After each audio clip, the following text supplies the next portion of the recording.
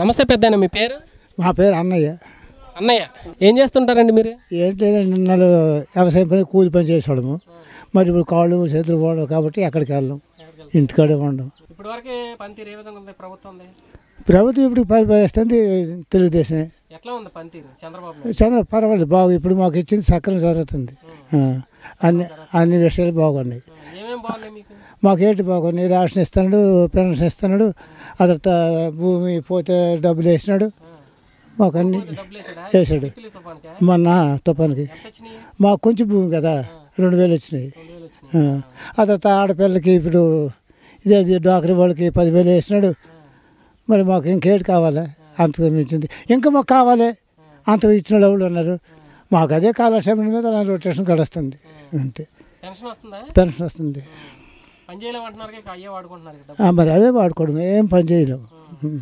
అది కాలం కంత తెల్లంటికి స్నానం చేయడం, కంత తినేసి ఇదిగో ఈ ఊళ్ళో తిరగడం తప్ప, లేదా ఇంటికాడ పడుకోవడం.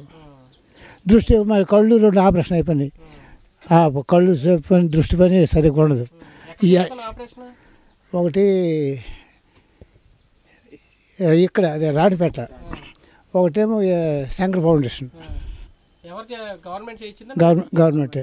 గవర్నమెంట్ తీసుకుని 2 కళ్ళు ఆపరేషన్, ఎక్క దమిడి లేకపోలేదు. వాళ్ళు ఇంకా తిరగ మాకు ఖర్చులు పెట్టారు, మా కింద సార్జీలు గిర్జీలని. మా సార్ ఇప్పటికి బాగుంది.